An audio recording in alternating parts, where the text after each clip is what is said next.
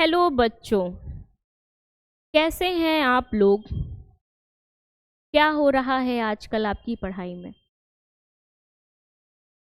अब आप सोचोगे कि मैम जो पिछले क्लास में पढ़ाती थी तो वो बस आती थी बोलते ही चली जाती थी, लेकिन आज की क्लास में मैम रुकी हैं, बोली हैं, उनके बातों में ठहराव है। तो ये ठहराव है, ये भी कुछ कहते हैं। ठीक है, ऐसे ही आज का हमारा जो टॉपिक है वो इसी ठहराव पे है। ठीक है, वाक्यों के बीच जो ठहराव होता है उसको हम लोग क्या कहते हैं? किस द्वारा हम लोग उसको सूचित करते हैं? विराम चिन्ह के द्वारा। ठीक है, तो आप लोग को पता ही चल गया होगा आज का हमारा टॉपिक क्या है, विराम चिन्ह। ठीक है बच्चों, चलिए देखते हैं विराम चिन्ह क्या होता है। परिभाषा देखिए, विराम का अर्थ क्या है बच्चों? रुकना या ठहरना। विराम मतलब रुकना या ठहरना। ठीक है, देखिए वाक्य को लिखते या बोलते समय, अभी स्टार्टिंग में मैंने क्या किया? रुक के ठहर के बोला। वाक्य को मैंने क्या किया? ठहर के बोला।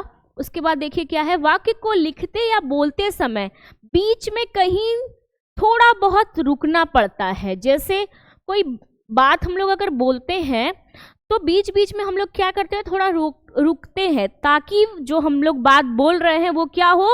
अर्थवान हो और उससे क्या प्रतीत हो? कोई भावपूर्ण बात जो है वो निकले।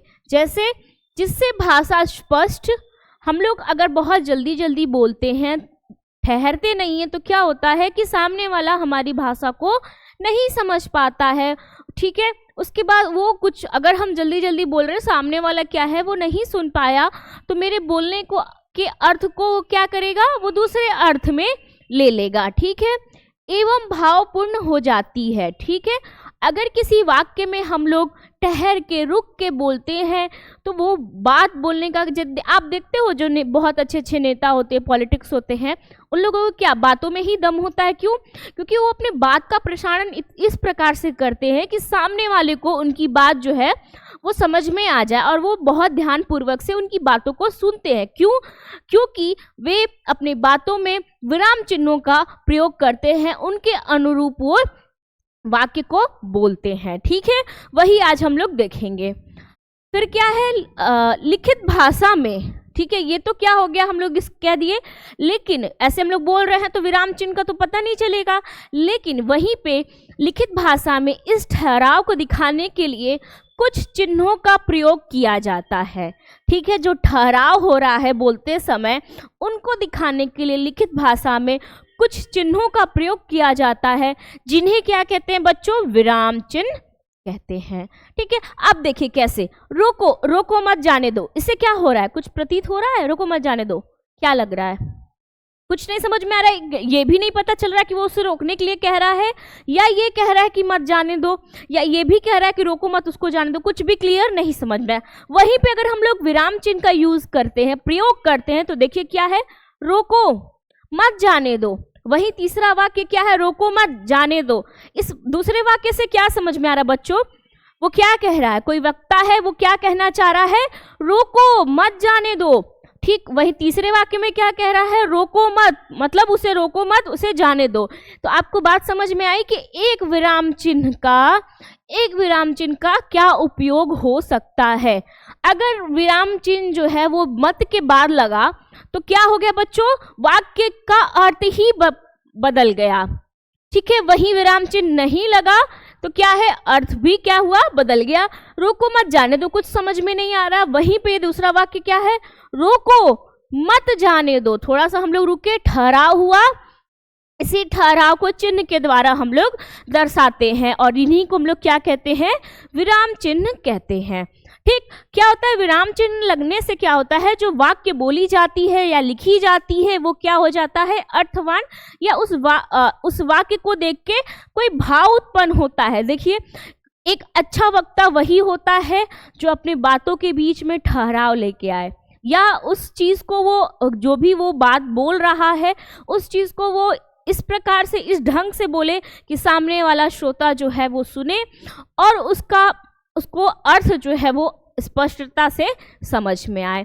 अब क्या है, अगर मैं इस वाक्य को, पहले वाले वाक्य को मैं पढ़ूं, जैसे ये लिखा है कि रोको मत जाने दो, रोको मत जाने दो, ठहराव नहीं है, कोई चिन्ह नहीं है, लिखित क्या है, रोको मत जाने दो। कुछ समझ में आ रहा है, कोई अर्थ समझ में आ रहा है? बिल्कुल नहीं। वहीं पे क्या है, ठहराव है, कब, रोको के जस्ट बाद। क्या है, रोको मत जाने दो, यानी कोई इंसान है, कोई व्यक्ति है, उसको मैं कह रही हूं रोको मत जाने दो, ठीक है। वहीं पे अब ये जो विराम चिन्ह था वो मत के पास लग गया, तो इसका अर्थ जो है वो बदल गया। अब क्या हो गया, रोको मत, यानी मैं किसी इंसान से कह रही हूं रोको मत जाने दो, इसमें क्या था, रोको मत जाने दो। यहाँ क्या है, बात, वाक्य तो वही है, वाक्य तो तीनों में सेम है, लेकिन विराम चिन्ह लगने से क्या हुआ बच्चों, उसका अर्थ बदल गया। तो ये विराम चिन्ह का उपयोग होता है, ठीक है। कुछ ऐसे विराम चिन्ह हैं जिनका प्रयोग हम लोग अक्सर हिंदी लेखन में करते हैं, ठीक। चलिए देखते हैं क्या है। पहला बच्चों, पूर्ण विराम चिन्ह। अधिकतर हिंदी लेखन में सबसे ज्यादा प्रयोग होने वाला चिन्ह क्या है बच्चों, पूर्ण विराम चिन्ह। इसका मार्क कैसे लगाता है, ये चिन्ह कैसे लगता है, ऐसे किसी वाक्य के अंत में, किसी वाक्य के अंत में आप देखते हो हिंदी लिखते समय क्या होता है, चिन्ह क्या लगता है, जैसे ऐसे कोई हम लोग लिखते हैं वाक्य, तो ये चिन्ह लगाते हैं लास्ट में किसी वाक्य के अंत में, तो ये चिन्ह क्या कहलाया बच्चों, ये पूर्ण विराम चिन्ह कहलाया। अब परिभाषा देखते हैं क्या है, वाक्य की समाप्ति, कोई वाक्य है उसकी समाप्ति तथा शीर्षक के अंत में, कोई टाइटल दे रहे हैं, कोई शीर्षक दे रहे हैं, उसके अंत में इसका प्रयोग होता है, ठीक है। ये हिंदी का प्राचीनतम विराम चिन्ह है। कभी कभी प्रश्न में पूछ देगा घुमाने के लिए कि हिंदी का प्राचीनतम चिन्ह क्या, विराम चिन्ह क्या है, तो आपको पता होना चाहिए क्या है, पूर्ण विराम चिन्ह। एग्जाम्पल देखिए, जैसे वह छत से गिर गया। अब ये क्या है, ये एक वाक्य है जो पूरा हो गया है, तो उसके अंत में क्या लग गया हमारा, ये पूर्ण विराम चिन्ह। इसी को हम लोग क्या कहते हैं, पूर्ण विराम चिन्ह। दूसरा वाक्य देखिए, यदि मैं प्रधानमंत्री होता, क्या हो रहा है, इस वाक्य की समाप्ति हो रही है, वाक्य की समाप्ति, ये शीर्षक भी होता है। आप लोग निबंध में देखोगे, निबंध लिखने के लिए बोर्ड एग्जामिनेशन में दे देता है यदि मैं प्रधानमंत्री होता, ये शीर्षक है, हो जाता है कि आपको इस पे कुछ पंक्तियां लिखनी है, तो उसके अंत में भी क्या है, आपका पूर्ण विराम चिन्ह लगा। वही तीसरा वाक्य देखिए, गौरी स्कूल से आ रही है, ये भी एक वाक्य है, तो वाक्य के अंत में जिन चिन्हों का प्रयोग होता है उसको हम लोग क्या कहते हैं बच्चों, पूर्ण विराम चिन्ह कहते हैं, ठीक है। अब दूसरा क्या है, अल्प विराम, अल्प विराम चिन्ह। अल्प विराम जैसे नाम से लग रहा है, अल्प मतलब थोड़ा। अब देखिए इसको क्या है, हाँ और नहीं के बाद किसी भी वाक्य में हाँ या नहीं आए तो उसके बाद हम लोग कौन सा चिन्ह का प्रयोग करेंगे, अल्प विराम। जैसे हाँ लिख सकता हूँ, क्या हो रहा है, अगर हम लोग वाक्य को एक बार छोड़ दे, ना बोले ये ये चिन्ह को ना बोले, तो ये वाक्य कैसे बोला जाएगा, हाँ हाँ लिख सकता हूँ, क्या हो रहा है, स्पष्ट समझ में आ रहा, अर्थ समझ में आ रहा नहीं, और ना ही इस वाक्य को पढ़ते समय भाव समझ में आ रहा।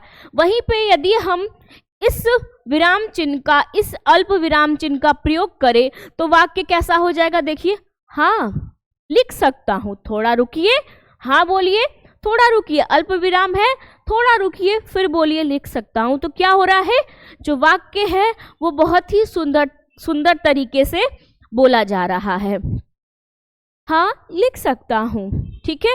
वही क्या है, इसका प्रयोग फिर कहाँ होता है, शब्द युग्म में अलगाव दिखाने के लिए, कोई शब्द है उसमें अलगाव दिखाने के लिए यानी अलग दिखाने के लिए भी अल्प विराम का प्रयोग होता है। वहीं तीसरा क्या है बच्चों, पत्र में अभिवादन और समापन में, जब हम लोग कभी पत्र लिखते हैं या आप कभी देखते हो कोई भी पत्र है, उसके अभिवादन में हम लोग लिखते हैं ना भवदी, फिर मान्यवर, फिर धन्यवाद लिखते हैं, तो उसके लिए भी हम लोग किसका प्रयोग करते हैं बच्चों, अल्प विराम का प्रयोग करते हैं, ठीक है। फिर क्या है, एक ही शब्द या वाक्यांश की पुनरावृत्ति मतलब बार बार दोहराने पर जैसे भागो भागो, ठीक है, भागो भागो, क्या हो रहा है, शब्द जो है उसकी आवृत्ति बार बार हो रही है, तो ऐसी दशा में भी किसका प्रयोग किया जाएगा, अल्प विराम का। ठीक, फिर क्या है, क्रिया विशेषण वाक्यांश के साथ। जैसे कोई वाक्य है जिसमें पहला वाक्य क्या कह रहा है, विशेषता बता रहा है, फिर क्या है, दिखा रहा है। तो कैसे कभी वाक्य में हम लोग देखते हैं ना, उसने गंभीर चिंतन के बाद कहा कि मैं ये काम कर सकता हूं। तो क्या हो रहा है, दो वाक्यों को वो जोड़ रहा है, क्या हो रहा है, विशेषण, क्रिया विशेषण, कार्य करने की विशेषता के बाद क्या लग रहा है, कौन सा चिन्ह लग रहा है, अल्प विराम चिन्ह लग रहा है। तो ये हमारा क्या हो गया, आया क्लियर। देखिए इसको संक्षेप में, जैसे एग्जांपल देखिए, उसने गंभीर चिंतन के बाद, गंभीर चिंतन क्या है बच्चों, क्रिया विशेषण है, उसके बाद उसने सोचा कि शायद मैं ये काम कर सकता हूँ। ठीक, वैसे ही अब देखिए संक्षेप में हम ये कह सकते हैं कि जहां थोड़ा रुकने की जरूरत हो, वाक्य को भावपूर्ण और अर्थवान बनाने के लिए हमें कभी भी हम लोग हिंदी की बुक्स वगैरह जब भी लेखनी या कोई भी पत्र या निबंध पढ़ते हैं या कहानी पढ़ते हैं, तो वाक्य के बीच में कहीं पे भी अगर आपको अल्प विराम दिखे, अल्प विराम का चिन्ह दिखे, तो वहाँ पे क्या हो, रुकने की ज़रूरत हो, ठहराव हो, थोड़ा रुकने की ज़रूरत हो, तो वो क्या कहलाएगा, अल्प विराम कहलाएगा। वहाँ इस चिन्ह का प्रयोग करते हैं। वाक्य को पढ़ते समय जब कभी भी अल्प विराम का चिन्ह दिखे तो वहाँ पे आपको थोड़ा रुकना होता है। ठीक है, चलिए अब तीसरा क्या है, अर्ध विराम। हम लोगों ने पूर्ण विराम पढ़ा जिसमें वाक्य के अंत में होता है, उसके बाद हम लोगों ने अल्प पढ़ा, यानी अल्प मतलब थोड़ा, अर्ध मतलब आधा। ठीक है, देखिए क्या है, एक मुख्य वाक्य पर आधारित रहने वाले वाक्यों के लिए बीच में, या ठीक है वाक्य के बीच में, पहला क्या कह रहा है, एक मुख्य वाक्य, कोई वाक्य होगा, क्या है वो मुख्य वाक्य होगा, और उस पर आधारित रहने वाले वाक्यों के बीच में या आमतौर पर अर्धविराम दो उपवाक्यों को जोड़ता है। जो कैसे उपवाक्य को जोड़ता है, जो एक दूसरे से असंबद्ध होते हैं, यानी कि पहले वाक्य का संबंध दूसरे वाक्य से नहीं होता है। ठीक है, तो इसका हम लोग किस चिन्ह का प्रयोग करते हैं, अर्धविराम चिन्ह का प्रयोग करते हैं। देखिए कैसे, एग्जाम्पल देखिए, जैसे क्या है, फलों में आम को सर्वश्रेष्ठ फल माना गया है, किंतु श्रीनगर में और ही किस्म के फल विशेष रूप से पैदा होते हैं। अब ये देखिए पहला वाक्य क्या है बच्चों, फलों में आम को सर्वश्रेष्ठ माना गया, ये पहला वाक्य हुआ। दूसरा क्या है, किंतु श्रीनगर में और ही किस्म के फल विशेष रूप से क्या होते हैं, पैदा होती है दूसरा उपवाक्य। इनके बीच में क्या लगा है, अर्धविराम चिन्ह क्या कर रहा है, दो उपवाक्य को जोड़ा। अब देखिए फलों में आम को सर्वश्रेष्ठ फल माना गया, यहाँ पे आम की बात की जा रही है। ठीक है, इस वाक्य में फल की बात तो की जा रही है, ये दोनों वाक्य में फल की बात की जा रही है, लेकिन पहला जो मुख्य वाक्य है वो क्या कह रहा है, फलों में आम को सर्वश्रेष्ठ माना गया है, लेकिन वहीं दूसरे वाक्य में क्या कह रहा है कि फल विशेष रूप से और भी किस्म के फल जो हैं वो विशेष रूप से पैदा हो रहे हैं। तो क्या है, इसे संबंध नहीं है, पहले वाले वाक्य से दूसरा वाक्य क्या है, संबंधित नहीं है। तो ऐसे वाक्य को जोड़ने के लिए हम लोग किसका प्रयोग करेंगे, अर्धविराम चिन्ह का प्रयोग करेंगे। ये देखिए, जैसे जब तक हम गरीब हैं, बलहीन हैं, तब तक हमारा कल्याण नहीं हो सकता। अब ये देखिए, गरीब है ये अलग हो जाता है और बलहीन अलग हो जाता है।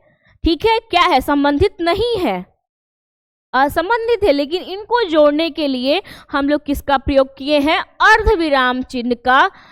तो ये क्या हो गया हमारा अर्धविराम चिन्ह, ये कहलाएगा। दो असंबंधित उपवाक्यों को जोड़ने के लिए हम लोग किसका प्रयोग करते हैं, अर्धविराम चिन्ह का। अब कंफ्यूजन ये हो गया कि पूर्ण विराम चिन्ह, अल्प विराम चिन्ह और अर्धविराम चिन्ह को हम लोग कैसे पहचानेंगे? तो देखिए बच्चों, पूर्ण जो विराम चिन्ह है उसमें क्या होता है कि वो सदैव वाक्य, ठीक है, वाक्य या शीर्षक के अंत में लगता है, ठीक है। उसमें ठहराव जो होता है वो सबसे लास्ट में होता है, किसी भी वाक्य के बीच में ठहराव नहीं होता है। वहीं अल्प विराम चिन्ह में क्या है बच्चों, उसमें थोड़ा रुकने की, थोड़ा ठहराव की जरूरत होती है। जैसे हाँ, मैंने खाना खा लिया, ठीक, ये क्या है, अल्प विराम। वहीं पे अर्धविराम क्या है बच्चों, कि अल्प विराम से कुछ अधिक, जैसे अल्प विराम में हम लोग थोड़ा ज़्यादा समय ले रहे हैं और पूर्ण विराम में क्या कर रहे हैं, उससे ज़्यादा समय ले रहे हैं, तो अर्ध विराम क्या करेगा कि अल्प विराम से कुछ अधिक तथा पूर्ण विराम से कम रुकने की आवश्यकता होती है। जैसे हम ये पढ़े, जब तक हम गरीब हैं, बलहीन हैं, तब तक हमारा कल्याण नहीं हो सकता। क्या हो रहा है, रुका तो जा रहा है, लेकिन अल्प विराम से थोड़ा अधिक जो है वो ठहराव है। समझ में आया क्या है, थोड़ा अधिक मतलब थोड़ा कम जो है वो ठहराव है। देखिए कैसे, जब तक हम गरीब हैं, बलहीन हैं, समझ में आ रहा है, ऐसे इसको हम लोग पहचानते हैं और वाक्य को उच्चारित करते हैं, ठीक। उसके बाद क्या है, प्रश्नवाचक विराम चिन्ह। इससे तो आप लोग अवगत ही होंगे कि प्रश्न सूचक वाक्यों के अंत में ऐसे वाक्य जिनसे प्रतीत हो कि प्रश्न पूछा जा रहा है, तो ऐसे वाक्यों के लिए कौन सा विराम चिन्ह प्रयोग होता है, प्रश्न सूचक। जैसे आप क्या कर रहे हैं, इस वाक्य को देख के क्या लग रहा है, प्रश्न पूछा जा रहा है। वहीं दूसरा वाक्य क्या है, तुम कहाँ जा रहे हो, तुम कहाँ जा रहे हो, तो ये क्या है बच्चों, प्रश्न पूछ रहा है। इस वाक्य को देख के ही क्या प्रतीत हो रहा है, कोई वक्ता है वो क्या कर रहा है, प्रश्न पूछ रहा है, ठीक। चलिए फिर क्या है, विवरण चिन्ह। विवरण चिन्ह देखिए क्या होता है, जब किसी वाक्य के आगे कई बातें क्रम से लिखी जाती है, अर्थात कोई वाक्य लिख दिया गया, उसके बाद कोई दूसरी बातें क्रम से लिखी जाए, उन्हें हम लोग क्या कहेंगे, क्रम से लिखी जाए, तो उस समय कौन सा विराम चिन्ह यूज करेंगे, विवरण चिन्ह करेंगे, ठीक है। कैसे, देखिए जैसे हम लोग कभी लिखते हैं विशेषताएं, किसी भी वस्तु, किसी भी वाक्य में अगर हम लोग किसी चीज़ की विशेषताएं लिख रहे हैं, तो हम लोग ये दे देते हैं ना कि हाँ आगे है फॉलोइंग, इसके नीचे लिखी हुई क्रम में चीज़ें लिखी हुई हैं, बस वही है। जैसे देखिए, क्रिया के दो भेद हैं, यानी अभी वो खत्म नहीं हुआ है, सकर्मक और अकर्मक लिखा है ना।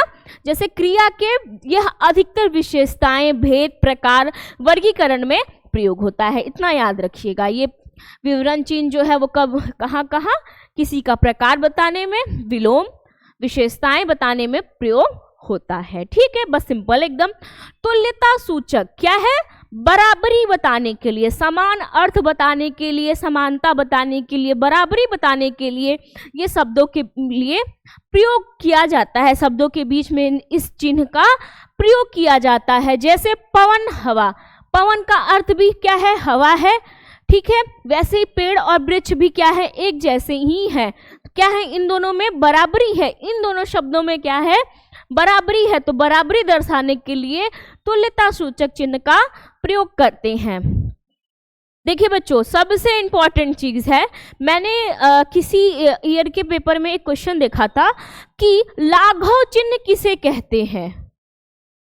विराम चिन्ह से जो क्वेश्चन पूछा था उसमें ये पूछा था, इंपॉर्टेंट कर लीजिएगा, नोट कर लीजिएगा, वेरी इंपॉर्टेंट ये क्वेश्चन है कि लाघव चिन्ह किसे कहते हैं।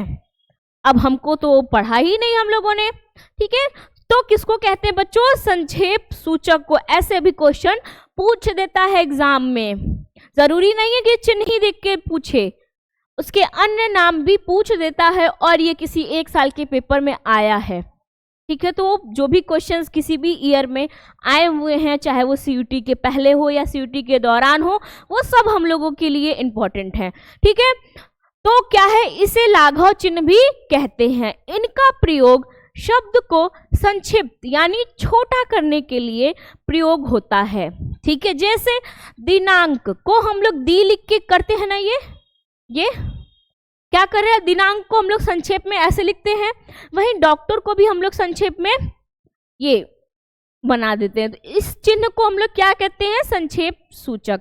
वहीं प्रोफेसर को भी हम लोग संक्षेप में ऐसे लिख देते हैं, इस चिन्ह का प्रयोग करते हैं। तो ये जो चिन्ह है वो क्या कहलाता है, लाघव चिन्ह या संक्षेप सूचक चिन्ह कहलाता है। ये याद रखिएगा, ये बहुत ही इंपॉर्टेंट है। ठीक, चलिए नेक्स्ट चलते हैं। नेक्स्ट क्या है, अवतरण चिन्ह। अवतरण चिन्ह देखिए क्या है, जब किसी दूसरे के कथन को ज्यों का त्यों लिखा जाता है, यानी अर्थात जो मैं कह रही हूं उसको ज्यों का त्यों लिखा जाता, लिख रहे हैं आप, ये छोड़ दीजिए, जो हम आपसे कह रहे हैं उसको आप ज्यों का त्यों लिख रहे हैं, उस पे जो चिन्ह लगता है उसको हम लोग क्या कहते हैं, अवतरण चिन्ह कहते हैं। ये कितने प्रकार के होते हैं, 2 प्रकार के होते हैं। क्या है, एकल उद्धरण, ठीक है, चिन्ह इसका क्या लगा होता है, एक ऐसे वाक्य पे और एक ऐसे वाक्य पे लगा होता है। देखिए क्या है, जब ये कब लगता है, किस वाक्य पे इस चिन्ह का प्रयोग किया जाता है, देखिए जब किसी शीर्षक, जब हम कोई टाइटल दे रहे हैं प्रधानमंत्री, तो ये हम लोग इसको ऐसे लिख सकते हैं। ठीक है, किसी का नाम, उपाधि आदि को ज्यों का त्यों, जैसे बहुत महापुरुष लोग जो होते हैं उनको कुछ उपाधियां दी जाती हैं, तो जो उपाधि दी जाती है उस नाम को हम लोग किस में दिखाएंगे, एकल उद्धरण में दिखाएंगे। ऐसा नहीं, बहुत सारे बच्चे क्या करते हैं कि कोई भी इंपॉर्टेंट चीज़ दिखा बस उसको ऐसे लगा देते, नहीं, बहुत मतलब होता है ये सारे चिन्ह का। ठीक है, तो एकल उद्धरण कब लगता है बच्चों, जब किसी शीर्षक, नाम, उपाधि आदि को ज्यों का त्यों लिखा जाए। जैसे रामधारी सिंह दिनकर, ये दिनकर क्या है बच्चों, रामधारी सिंह का ये उनकी उपाधि है, ये क्या है, उनको उपाधि दी गई है। रामधारी सिंह दिनकर राष्ट्र कवि थे। ये देखिए यहाँ पे है ना, ये जो चिन्ह लगा है, ये जो चिन्ह लगा है ये क्या है, ये एकल उद्धरण है, यानी उपाधि है तो लगा है। वहीं पे देखिए क्या है, महात्मा गांधी, बापू, महात्मा गांधी की उपाधि क्या है, बापू है, उन्हें हम लोग प्यार से क्या कहते हैं, बापू कहते हैं। तो क्या है, ये उपाधि है, तो क्या लगा है, एकल उदाहरण लगा है बच्चों। ठीक, हमारे राष्ट्रपिता हैं। आया समझ में कि इसमें और दोहरे में, एकल और दोहरा में क्या अंतर है, तो एकल वहाँ लगेगा जहाँ पर कोई शीर्षक हो, नाम हो और उपाधि की बात की जाए। वहीं दोहरा कब लगेगा बच्चों, जब किसी गद्यांश, जब कोई गद्यांश, पद्यांश, भाषण आदि के अंश को, यानी किसी की कही हुई बात को हम लोग ज्यों का त्यों लिखें। ठीक है, किसी की कही हुई बात को हम लोग क्या करें, ज्यों का त्यों लिखें, तो इसका प्रयोग किया जाता है। जैसे तिलक ने कहा, स्वराज हमारा जन्मसिद्ध अधिकार है। क्या है, ये तिलक ने कहा था कि स्वराज हमारा जन्मसिद्ध अधिकार है, तो ये उनके भाषण हैं, ये उनके बातें हैं, उसको हम लोग क्या करेंगे, ज्यों का त्यों। ये देखिए मिसप्रिंट हो गया है, इसको ऐसे कर दीजिएगा। तो यहाँ पे हम लोग दोहरे उद्धरण का उपयोग करेंगे। वहीं दूसरा स्टेटमेंट क्या है, सुभाष चंद्र बोस का, वो क्या कह रहे हैं, तुम मुझे खून दो मैं तुम्हें आज़ादी दूंगा। ये क्या है, ये भाषण है, किसका है, सुभाष चंद्र बोस का है। ये उन्होंने कब दिया था, आज़ादी के समय, लोगों को मोटिवेट करते समय ये उन्होंने कहा था। तो अगर कहीं पे हम लोग कुछ किसी को संदेश दे रहे हैं, किसी को हम लोग मोटिवेट कर रहे हैं, तो हम लोग ये स्लोगन बोलेंगे। अगर हम लोग लिख रहे हैं तो हम लोग ऐसे कह सकते हैं, सुभाष चंद्र बोस के अनुसार, फिर इन्वर्टेड कॉमा में हम ये उदाहरण लिख सकते हैं। ठीक है, चलिए क्या है फिर उपविराम चिन्ह। अब उपविराम चिन्ह का क्या है, देखिए जैसे 2 है, ठीक है, क्या है, ये अर्धविराम चिन्ह से भी अधिक ठहराव का बोध कराता है।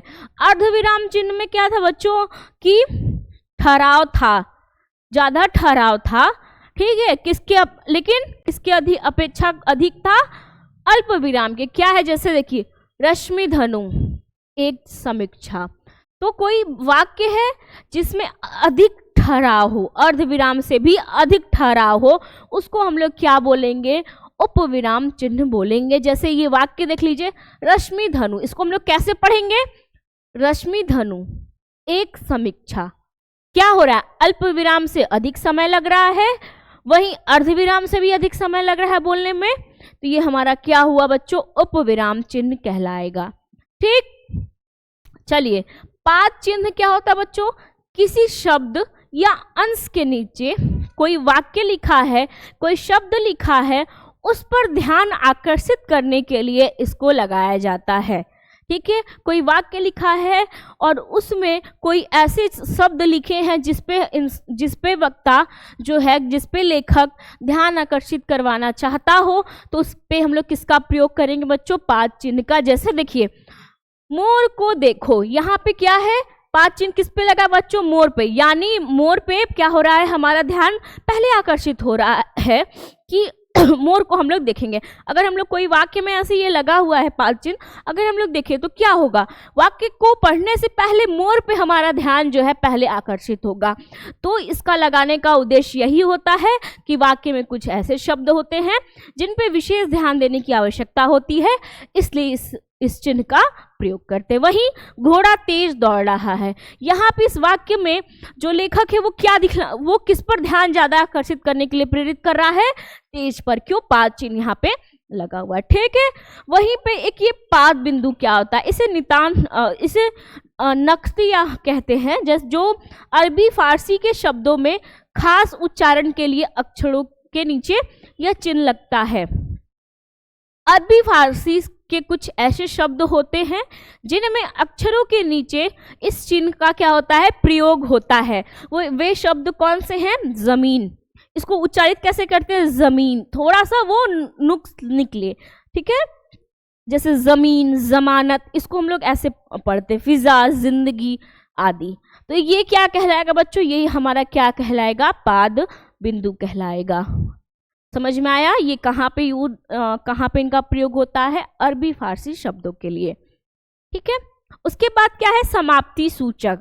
समाप्ति सूचक नाम से प्रतीत हो रहा है, ऐसे चिन्ह जो किसकी सूचना दे, समाप्ति की सूचना दे। ये कब प्रयोग होता है बच्चों, इसका प्रयोग लेख या पुस्तक के अंत में करते हैं। कोई पुस्तक है, उसका आप लास्ट पेज देखिए, ठीक है, लास्ट में जो बात, जहाँ पे उस पुस्तक की बात खत्म हो रही है, जहाँ पे वो पाठ्य खत्म हो रहा है, उसके लास्ट में आप देखोगे, अंत में देखोगे, तो ये इस प्रकार का कुछ चिन्ह बना होगा। यही चिन्ह क्या कहलाता है, समाप्ति सूचक कहलाता है। ठीक है, उसके बाद क्या है, हंस पद या त्रुटि चिन्ह। अब ये क्या है, इसे विस्मरण चिन्ह कहते हैं, यानी भूल गए। कोई वाक्य है, जैसे हम लोग लिख रहे हैं एग्जाम में, भूल गए कि लिखना है, तो हम लोग क्या करते हैं, फटक से ये चिन्ह बनाते हैं और उसके ऊपर वाक्य को लिख देते हैं। क्या है, लिखते समय जब हम कुछ भूल जाते हैं तो उसे दोबारा लिखने के लिए हम लोग इस चिन्ह का प्रयोग करते हैं। जैसे ये वाक्य देखिए, मुझे आज जाना है। अब मुझे ये लिखना था कि इसमें जयपुर जाना है, मुझे ये बताना था कि मुझे आज जयपुर जाना है, पर मैंने जल्दी में क्या लिख दिया, मुझे आज जाना है। फिर मैंने जब पढ़ा तो लगा, अरे यार मुझे तो ये लिखना था, तो इस चिन्ह का प्रयोग करके दोबारा वाक्य को लिखा जा सकता है। वैसे यहाँ देखिए, श्याम गया, वहाँ पे हम लोगों ने क्या, मैं भूल गई, चला लिखना, तो इस चिन्ह का प्रयोग करके वाक्य को हम लोग दोबारा लिख सकते हैं। ठीक है बच्चों, उसके बाद कोष्टक चिन्ह। यह चिन्ह ऐसे वाक्यांश को घेरने के काम आता है जिनका मुख्य वाक्य से संबंध नहीं होता है। ठीक है, इनका प्रयोग हम लोग कब करते हैं बच्चों, कि इसका जो संबंध होता है उसका मुख्य वाक्य से, आने वाले वाक्य से कोई लेन देन नहीं होता है, लेकिन फिर भी क्या है, इसका क्या, कुछ ना कुछ इसका काम जरूर आता है। देखिए कैसे, राम ने कहा अच्छा चाहिए। अब क्या है ये, कहाँ घेरा है, कहाँ कोष्टक बना है, हंसते हुए, या अर्थात राम जो है वो हंसते हुए कहा, अरे अच्छा जाइए। मान लीजिए, सपोज करिए, इमेज मतलब मानिए कि हम राम है और हम हंस के कह रहे हैं अच्छा जाइए, तो उस भाव को दर्शाने के लिए, ये भाव ही है, उस भाव को दर्शाने के लिए हम लोग क्या करते हैं, कोष्टक चिन्ह का प्रयोग करते हैं। वहीं क्या है, दूसरा वाक्य क्या है, मेघनाद कुछ आगे बढ़कर, लक्ष्मण यदि समर्थ है तो सामने आओ। क्या है, इस वाक्य का, ये जो घेरे में वाक्य है उसका कोई संबंध है नहीं है। लेकिन अगर हम लोग ये बोलते हैं, इस वाक्य को अगर हम लोग बोलते हैं तो क्या होता है, एक भाव निकल कर आता है। जैसे मेघनाद कुछ आगे बढ़कर कहा, यदि लक्ष्मण यदि सामर्थ है तो आगे आओ सामने आओ। तो इससे क्या हो रहा है, भाव प्रतीत हो रहा है कि जो मेघनाद है वो एक जगह खड़े होकर नहीं कह रहा है कि लक्ष्मण यदि सामर्थ है तो तुम सामने आओ। वो क्या कर रहा है, मेघनाद आगे आया और क्या कहा, लक्ष्मण यदि सामर्थ्य है तो सामने। अधिकतर इसका प्रयोग हम लोग देखते हैं तो किसी नाटक, ठीक है, नाटक लेखनी में इसका हम लोग ज़्यादा प्रयोग देखते हैं, जो दूसरी चीज़ों को बताया। जैसे क्या है, इसमें क्या है, इसका संबंध, ये लिखे हुए वाक्य का संबंध इनसे नहीं है, लेकिन फिर भी क्या है कि इससे क्या हो रहा है, करने से भाव जो है हमारा, जो वाक्य है वो भावपूर्ण बन रहा है, अर्थ इसका क्या हो रहा है, स्पष्ट हो रहा है। ठीक है, चलिए क्या है, विस्मय आदि बोधक चिन्ह। ये तो हमने आपको बहुत बार बताए हैं। क्या है बच्चों, आश्चर्य, हर्ष, घृणा आदि का बोध कराने के लिए या किसी को पुकारने या किसी को संबोधित करने के लिए इस चिन्ह का प्रयोग करते हैं। जैसे हाय बेचारा व्यर्थ में मारा गया, हम लोग क्या कर रहे हैं, शोक व्यक्त करते हैं। तो ये चिन्ह क्या होता है बच्चों कि हमारे भाव को दर्शाता है। जैसे कौन से भाव को, कोई आश्चर्य, हर्ष, घृणा, और किसी को पुकारने को। जैसे मित्रों मैं जो कहने जा रहा हूं, मित्रों से किसका भाषण शुरू होता है, ये कमेंट करके बताइएगा। ठीक है, तो ये देखिए, मित्रों मैं अभी कुछ कहने जा रहा हूं। इस वाक्य को देख के क्या लग रहा है कि मैं आपसे कुछ संबोधित, आपसे कुछ कहना चाह रहा हूं। तो ऐसे वाक्य में किसका, लिखते समय ऐसे वाक्य में किसका प्रयोग करेंगे, किन चिन्हों का, विस्मय आदि बोधक चिन्हों का प्रयोग करेंगे। लास्ट क्या है, अपूर्ण सूचक चिन्ह। एक था पुण्य सूचक, एक क्या है, अपुण्य सूचक। देखिए किसी लेख में जब कोई जरूरी अंश छोड़ दिया जाता है तब उसके स्थान पर इसी चिन्ह का प्रयोग करते हैं। जैसे एग्ज़ाम में, बोर्ड एग्ज़ाम आप लोग दे रहे होंगे तो वहाँ पे लेटर वगैरह, पत्र वगैरह लिखते समय लास्ट में जो अपना नाम होता है वहाँ पे हम लोग क्या कर देते हैं, जो पेपर में मेंशन रहता है कि आपको आपका नाम और रोल नंबर नहीं लिखना है। तो ऐसी दशा में आप क्या करते हो कि इस चिन्ह का प्रयोग करते हो, क्यों, कुछ जरूरी अंश को छोड़ने के लिए। ठीक है, जैसे कभी कभी आप टेलीविज़न पे कुछ धारावाहिक देखते हो, वहाँ पे किसी का नंबर, कुछ ऐसे तथ्य हैं जिनको छिपाया जाए, तो ऐसे चिन्हों का प्रयोग किया जाता है, जिसे क्या कहेंगे, अपूर्ण सूचक चिन्ह कहेंगे। ठीक है बच्चों, कितनी मज़ेदार क्लास थी ना। चलिए, तो अब जो है वो आने वाली जो क्लास है आपकी, वो मोस्ट इम्पॉर्टेंट क्लास रहेगी, क्योंकि हम लोग रस, छंद, अलंकार पढ़ेंगे और उससे क्वेश्चन भर भर के पूछते हैं। मतलब 5-6 क्वेश्चंस तो एक शिफ्ट में पूछते हैं। ठीक है, तो आपको क्या करना है, जिस तरीके से आपने धैर्य बना के इसको पढ़ा, वैसे ही धैर्यता के साथ आप क्या करोगे, आने वाली क्लासेस को भी पढ़ोगे। ठीक है बच्चों, चलिए तो मिलते हैं नेक्स्ट क्लास में। तब तक के लिए आप लोग पढ़िए। ठीक है, चलिए, धन्यवाद, आपका दिन शुभ हो।